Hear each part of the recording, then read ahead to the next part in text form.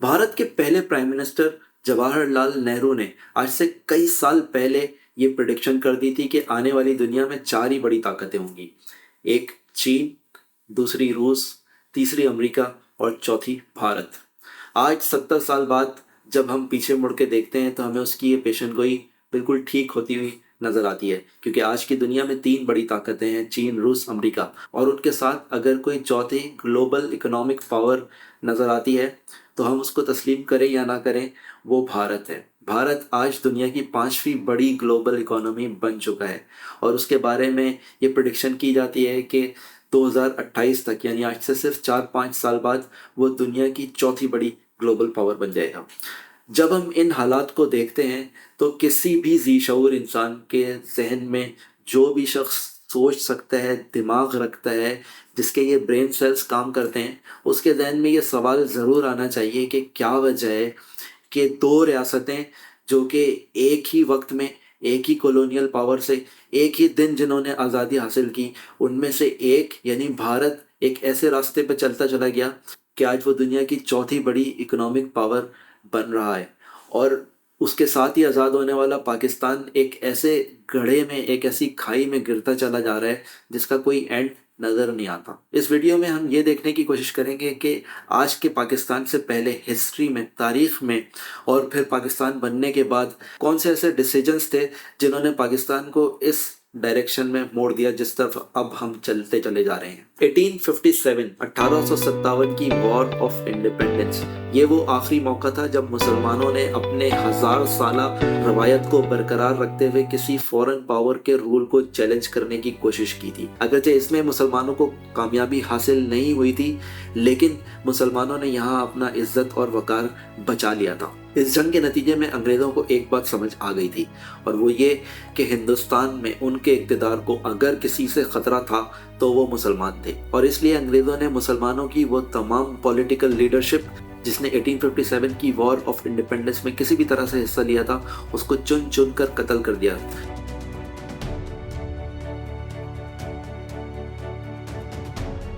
उसके बाद अंग्रेज़ों ने तमाम इम्पॉर्टेंट पोजीशंस पर, तमाम अहम जॉब्स के लिए मुसलमानों के रास्ते बंद कर दिए। और इस जंग से पहले हिंदुस्तान की मिडिल क्लास, जिसको मुसलमान डोमिनेट किया करते थे, उसको जड़ से उखाड़ कर फेंक दिया गया और उसकी जगह एक आर्टिफिशियली एक नई हिंदू मिडिल क्लास क्रिएट की गई। तमाम जॉब्स में हिंदुओं को फ़ौक़ियत दी गई, इंपोर्ट एक्सपोर्ट के कारोबार में उनको सहूलतें मुहैया की गई। एक तरफ तो अंग्रेज एक सोचे समझे मंसूबे के तहत मुसलमानों को पीछे कर रहा था, लेकिन दूसरी तरफ इसी ज़माने में मुसलमानों की पॉलिटिकल लीडरशिप तो ख़त्म कर दी गई थी। मुसलमानों की लीडरशिप उलमा के हाथ में आ गई, और इस वक्त उलमा ने एक ऐसी गलती की जिसका खमियाजा आज तक मुसलमान कौम को भरना पड़ रहा है। और वो गलती ये थी कि उलमा ने फैसला किया कि ना हम अंग्रेज़ी ज़बान सीखेंगे, ना अंग्रेज़ी तौर तरीके इख्तियार करेंगे, ना अंग्रेज़ों से कोई ताल्लुक़ कायम करेंगे, और ना ही अंग्रेज़ों का इल्म हासिल करेंगे। एक तरफ अंग्रेज़ खुद मुसलमानों को पीछे रखना चाहता था, दूसरी तरफ उलमा के इस फैसले की वजह से मुसलमान तालीमी लिहाज से भी हिंदुओं से बहुत कमज़ोर हो चुके थे, और अगर कोई थोड़ी बहुत अपॉर्चुनिटीज़ मुसलमानों के हाथ में थी तो इस फैसले के बाद वो भी ख़त्म हो गई। फिर उसी वक्त कुछ ऐसे उलमा भी थे जिन्होंने अंग्रेज़ की वफ़ादारी का सबक पढ़ाया, और यहाँ तक कि वो खिलाफत मूवमेंट जिस पे आज हम बहुत फ़ख्र करते हैं, और हम कहते हैं कि अगर पूरी दुनिया में खिलाफत के ख़ात्मे के ख़िलाफ़ किसी ने तहरीक बर्पा की तो वो हिंदुस्तान पाकिस्तान के मुसलमान थे। तो उस वक्त एक ऐसे उलमा भी मौजूद थे जिन्होंने उस खिलाफत मूवमेंट के ख़िलाफ़ फतवे दिए। वो फतवे आप आज भी मौजूद हैं। मैं किसी किस्म की फ़र्का परस्ती में नहीं पढ़ना चाहता, इसलिए मैं उन मौलवियों के नाम नहीं लेना चाहता, लेकिन अगर आप चाहें तो वो फतवे आज भी आप इंटरनेट पर जाकर देख सकते हैं। इसके अलावा तालीम से दूरी का जो एक और नुकसान मुसलमानों को उठाना पड़ा, वो ये था कि मुसलमान सियासी तौर पे बिल्कुल कमज़ोर हो गए, और फिर इन्हीं उलमा ने मुसलमानों को सुन्नी, शिया, देवबंदी, बरेलवी के नाम पे तकसीम करके अपने अपने छोटे छोटे टुकड़े लेकर अलग हुए और उनके इमाम बन गए। अगरचे तालीम की इस कमी को सर सैयद अहमद ख़ान की अलीगढ़ मूवमेंट ने काफ़ी हद तक पूरा करने की कोशिश की, लेकिन इस बात में भी कोई शक नहीं कि सर सैयद अहमद ख़ान ज़हनी तौर पे, शऊरी तौर पे अंग्रेज़ों के आगे मुकम्मल तौर पर सरेंडर किए हुए थे, और उन्होंने यही सबक अपनी अलीगढ़ मूवमेंट से जन्म लेने वाली पढ़ी लिखी क्लास को भी दिया। नतीजतन सर सैयद अहमद ख़ान की मूवमेंट से एक ایجوکیٹڈ مسلم کلاس تو پیدا ہو گئی، لیکن یہ ایک ایسی ایجوکیٹڈ مسلم کلاس تھی جو کہ باہر سے ہندوستانی تھی لیکن اندر سے یہ گورا صاحب لوگ تھے، اندر سے ان کا ہندوستانیوں سے کسی قسم کا تعلق نہیں تھا۔ یہ مکمل طور پہ ایک ویسٹرنائزڈ مسلم کلاس تھی، اور یہی وہ ویسٹرنائزڈ ایجوکیٹڈ مسلم کلاس تھی جس نے بعد میں مسلم لیگ بنائی اور جس نے پاکستان بنانے کا مطالبہ رکھا۔ 1906 میں مسلم لیگ کا قیام ہوا، اور مسلم لیگ کا قیام کرنے والی جماعت یہی ویسٹرنائزڈ مسلم کلاس تھی جو کہ مسلم ایلیٹ کے انٹرسٹ کو پروٹیکٹ کرنے کے لیے وجود میں آئی تھی۔ جب انگریزوں کو یہ اطمینان ہو گیا کہ اب ہندوستان میں ان کے اقتدار کو کوئی خطرہ نہیں، تو انہوں نے ہندوستان میں ڈیموکریسی کے کانسیپٹس کو انٹروڈیوس کرانے کی کوشش کی۔ 1906 میں مسلم لیگ کا قیام ہوا، جس کو اسی ویسٹرنائزڈ مسلم ایلیٹ نے قائم کیا۔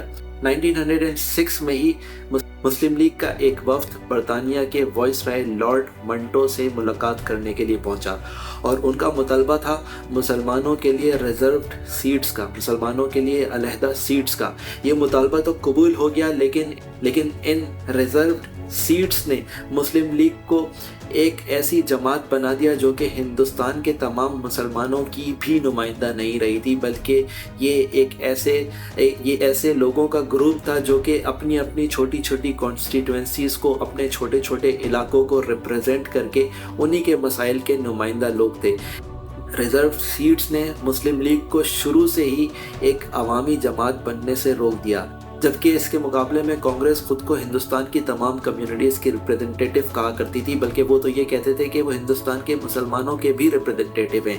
ایک طرف جب مسلم لیگ ایک چھوٹے چھوٹے کانسٹیٹوئنسیز کی نمائندہ ممبرز کا گروپ بن کر رہ گئی، اس وقت کانگریس کے لیڈرز پورے ہندوستان میں ولیجز قصبوں گاؤں دیہات گلی گلی جا کر کانگریس کا پیغام لوگوں تک پہنچا رہے تھے، اور اس کا نتیجہ یہ نکلا کہ ہندوستان کے ہندو سیاسی طور پہ مسلمانوں کے مقابلے میں بہت باشعور ہو چکے تھے۔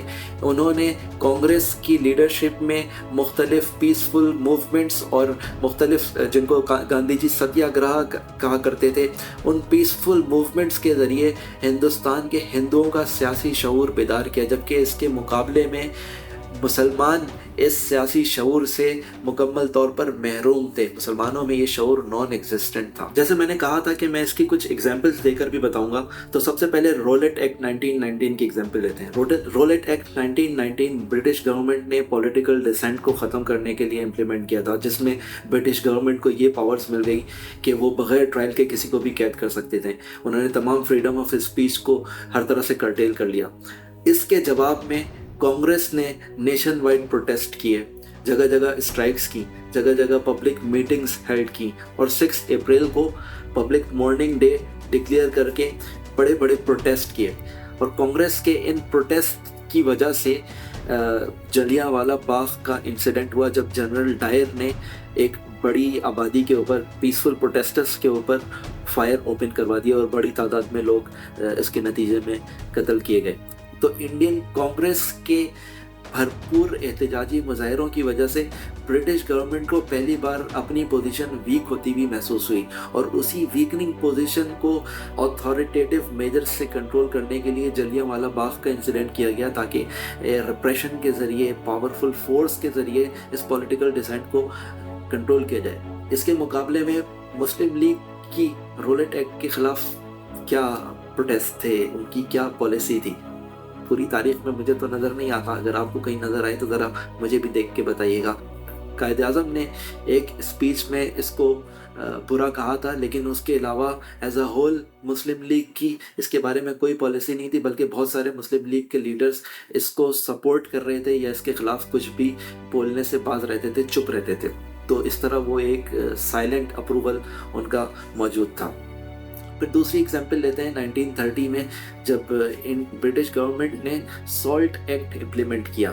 برٹش گورنمنٹ نے دراصل ہندوستان کے لوگوں کے اوپر سالٹ پروڈیوس کرنے پہ اور سالٹ سیل کرنے پہ پابندی لگا دی گئی، اور انڈینز کو باؤنڈ کیا گیا تھا کہ اگر وہ سالٹ بیچنا چاہتے ہیں تو ان کو برٹش گورنمنٹ سے سالٹ پرچیز کر کے बेचना चाहिए। तो इस तरह उन्होंने सॉल्ट के ऊपर एक बड़ा टैक्स लगा दिया और इसका जो असर हुआ वो तमाम गरीब आबादी के ऊपर हुआ, जितने गरीब लोग थे, क्योंकि ज़ाहिर है सॉल्ट एक ऐसी चीज़ है जो हर गरीब से गरीब आदमी अपने खाने के लिए इस्तेमाल करता है। तो इस सॉल्ट एक्ट का और इस सॉल्ट टैक्सेशन का असर बराह रास्त गरीब आदमी के ऊपर पड़ता है। तो इस सॉल्ट एक्ट के ख़िलाफ़ कांग्रेस ने जगह जगह मास प्रोटेस्ट किए। उसके बाद गांधी जी ने 24 दिन का 24 डेज़ का एक लंबा मार्च किया, जिसका इख्तिताम उन्होंने गुजरात में किया।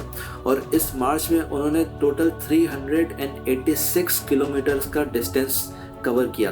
और फिर जब इस मार्च के इख्तिताम पर वो गुजरात पहुँचे तो उनके साथ बहुत बड़ी तादाद में लोग मौजूद थे। और फिर उन्होंने मेटाफोरिकली सॉल्ट के बड़े बड़े टुकड़े लेके उनको तोड़ा, यानी उन्होंने ये एक तरह से मेटाफोरिकली सॉल्ट एक्ट को तोड़ने का एक मेटाफोर वहाँ पे पेश किया।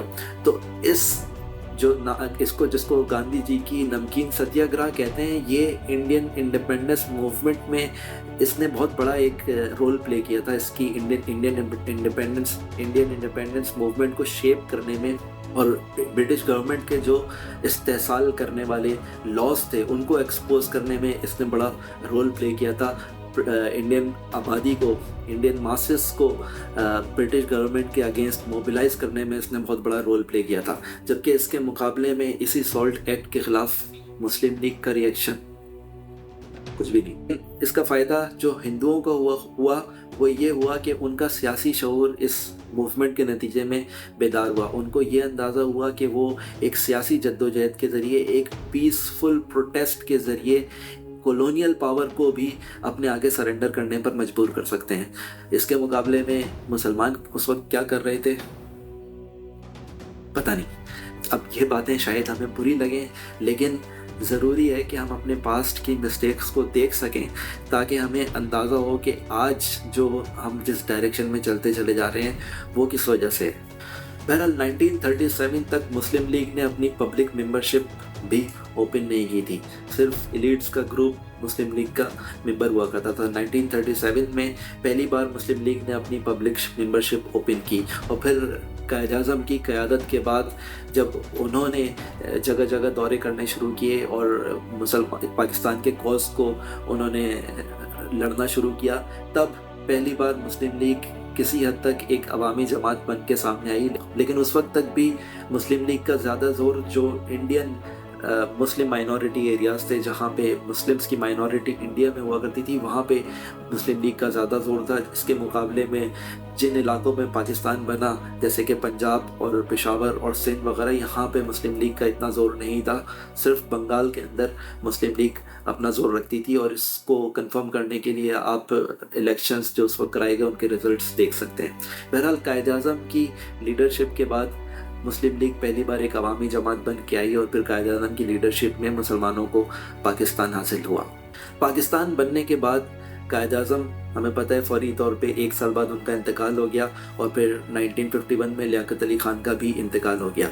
अब जैसे मैंने पहले बताया कि मुस्लिम लीग एक ऐसी जमात थी जो कायद-ए-आज़म से पहले किसी किस्म की पॉलिटिकल एक्टिविटी जिसकी नहीं थी, और इसका असर बाद में भी होना था। वो किस तरह हुआ कि मुस्लिम लीग ने पाकिस्तान तो हासिल कर लिया, लेकिन मुस्लिम लीग की पाकिस्तानी इलाकों में कोई जड़ें नहीं थी। यहाँ पे कोई पॉलिटिकल ऑर्गेनाइजेशन मुस्लिम लीग की एग्जिस्ट नहीं किया करती थी। और यही वजह है कि सियासतदानों की इस कमज़ोरी की वजह से, मुस्लिम लीग की इस कमज़ोरी की वजह से ब्यूरोक्रेट्स और फ्यूडल लॉर्ड्स और मिलिट्री का एक अलायंस बना और ये 3 पार्टी अलायंस बाद में पाकिस्तान को रूल करना शुरू हो गया। लियाकत अली ख़ान के इंतकाल के बाद तो इस 3 पार्टी अलायंस का रास्ता मुकम्मल तौर पे साफ़ हो गया।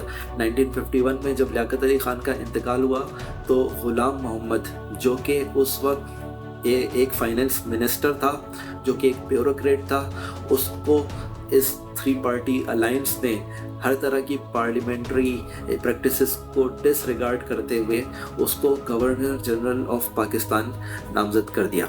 गवर्नर जनरल क्यों?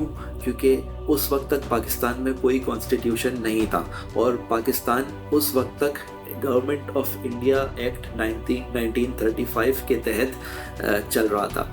اور یہ جو گورنمنٹ آف انڈیا ایکٹ 1935 تھا یہ گورنر جنرل کو بہت زیادہ اتھارٹیرین پاورز دیا کرتا تھا. تو اس طرح لیاقت علی خان کے انتقال کے بعد گورنر جنرل غلام محمد کی صورت میں بیوروکریسی نے ایک طرح سے کو کر کے پاکستان کی لگام اپنے ہاتھ میں لے لی تھی. 1954 میں پاکستان کی پہلی کانسٹیٹیوئنٹ اسمبلی پاکستان کا پہلا کانسٹیٹیوشن ڈرافٹ کرنے والی تھی. اگر یہ کانسٹیٹیوشن ڈرافٹ ہو جاتا تو گورنر جنرل غلام محمد کی پاورز بھی کرٹیل ہو جاتی. لہٰذا گورنر جنرل غلام محمد نے کانسٹیٹیوئنٹ اسمبلی کو ہی ڈیزالو کر دیا.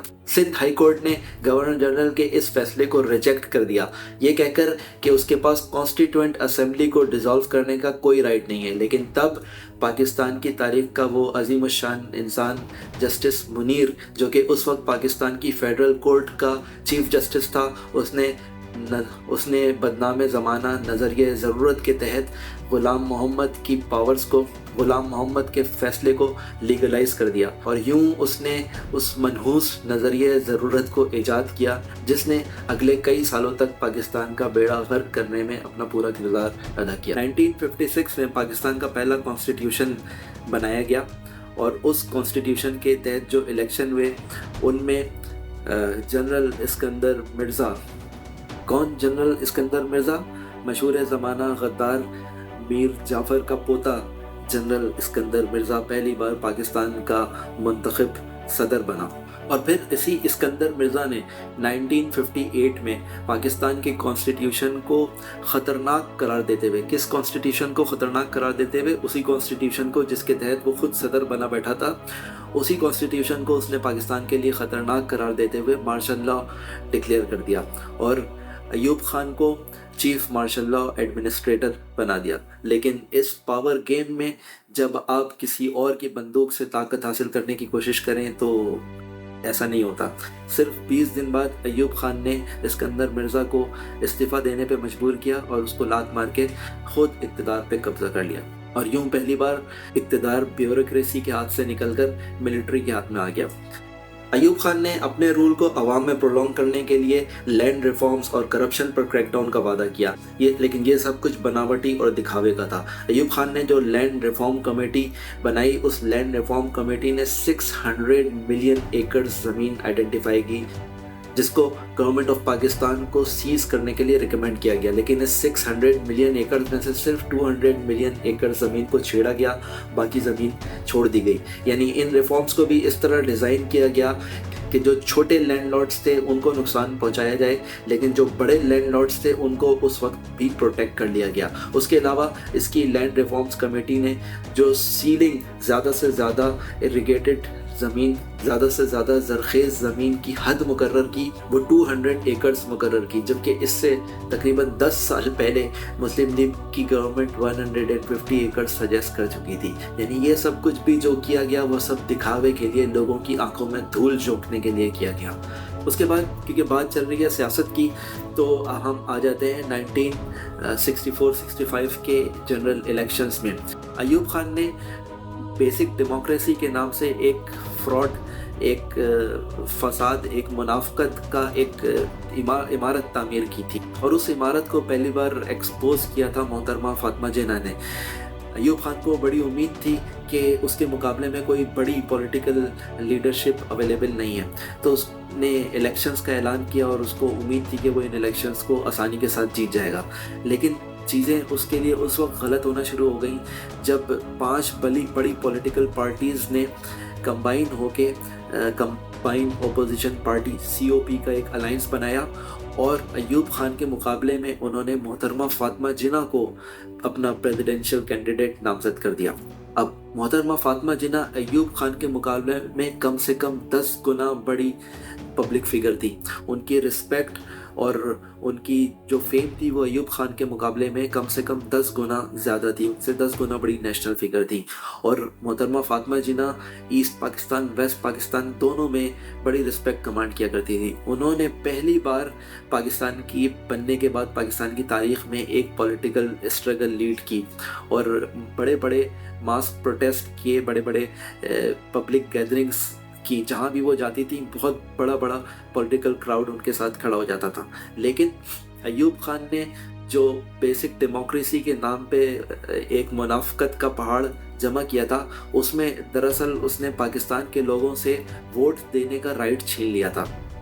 उसकी डेमोक्रेसी का फ्रॉड ये था कि बजाय इसके कि पाकिस्तान के लोग बराह रास्त वोट देकर अपना प्रेसिडेंट मुंतखब करते, उसने आर्गूमेंट दिया कि पाकिस्तान के लोग, पाकिस्तान जैसा मुल्क जो कि अभी आज़ाद हुआ है, उसको अमेरिका जैसी डेमोक्रेसी या यूरोप जैसी डेमोक्रेसी सूट नहीं करती, इस वजह से पाकिस्तान का हर आम आदमी वोट नहीं देगा, बल्कि उनके बजाय उसने 80,000 मुल्क डिक्लेयर करते हुए इन 80,000 लोगों को इख्तियार दिया कि वो वोट के ज़रिए अपना प्रेसिडेंट मुंतखब करेंगे, पाकिस्तान का प्रेसिडेंट इलेक्ट करेंगे। ज़ाहिर है ये जो 80,000 लोग जिनको इंटेलेक्चुअल होने का और जिनको रिप्रेजेंटेटिव होने का सर्टिफिकेट अयूब खान दे रहा था, वो अयूब खान के टट्टू थे।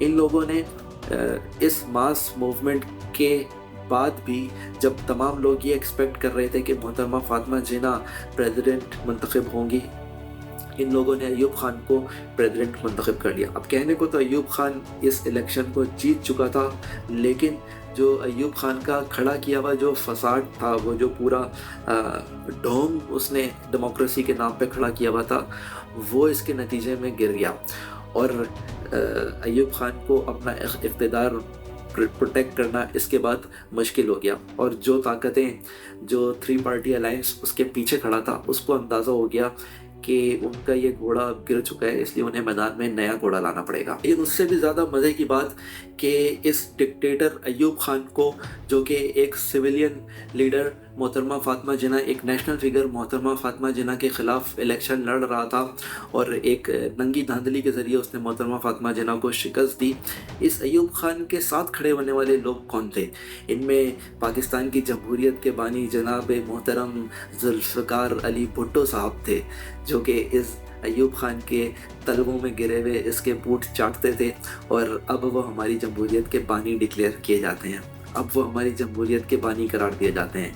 इसमें खुर्रम दस्तगीर के वालिद मोहतरम थे, जिन्होंने मोहतरमा फ़ातिमा जिन्ना का जो इंतखाबी निशान था वो लालटेन था, तो उन्होंने एक कुतिया के गले में लालटेन डाल के एक तरह से मेटाफोरिकली मोहतरमा फ़ातिमा जिन्ना, वो जिनको हम सब मादरे मिल्लत कहते हैं, गाली दी। और माशाअल्लाह ये भी आज पाकिस्तान की जमहूरियत के बानियों में लोगों का भी शुमार होता है।